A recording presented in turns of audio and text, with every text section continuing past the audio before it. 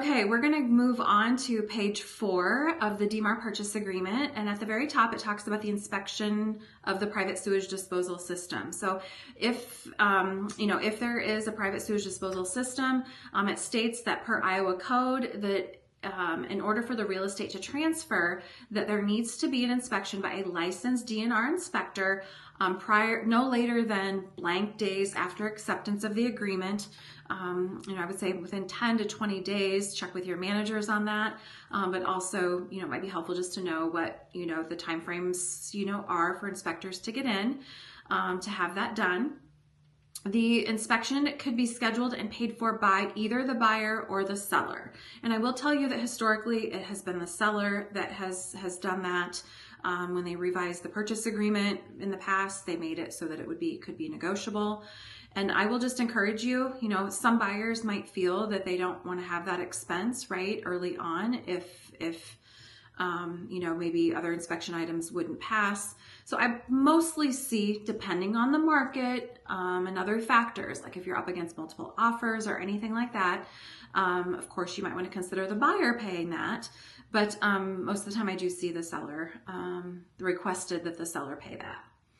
The wood destroying pest inspection. So if the property is at least one, but not more than 4 residential units, that the sellers at their expense will have a wood destroying termites and other wood destroying pest inspection done by a licensed pest inspector prior to closing.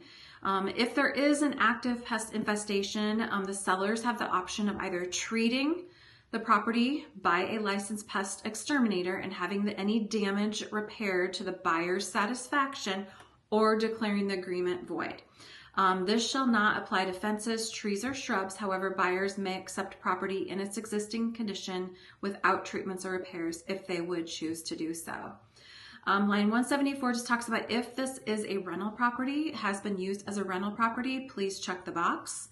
When you're preparing the purchase agreement, you may not know that, right? If they don't list it or mention that there's a tenant in the property, you may not know that. So if that's something that could be important to your clients, just make sure you ask the listing agent that. Any additional provisions, there is space for any additional provisions to be added in here. And also we have added on line 178 that this offers contingent upon the buyers being able to obtain homeowners insurance on the property satisfactory to the buyer and the buyer's lender, if any. Insurance, so the seller bears the risk to loss of the property until that close of escrow has happened.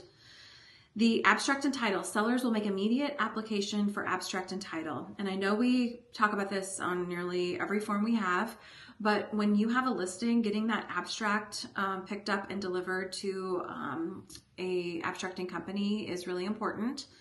So, and time is of the essence. So we ask the sellers to make every reasonable effort to promptly get that done. Again, best practice would be to pick that up upon listing the home. If closing is delayed to the seller's inability to provide marketable title, this agreement shall continue in full force and effect until either party rescinds the agreement after giving a 5-day written notice to the other party. So the seller shall not be entitled to rescind unless they have made a reasonable effort to produce marketable title.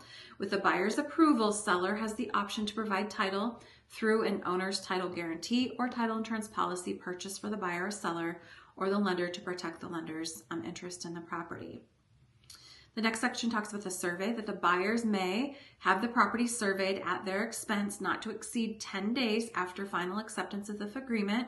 If survey certified by a registered land surveyor shows any encroachments or improvements located on the property, the land, that they shall be treated as a title defect.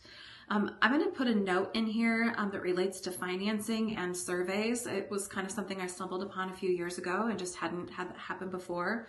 If your borrowers are borrowing more than $750,000 in the state of Iowa, it is required that they use the Iowa Title Guarantee to provide title insurance on the property.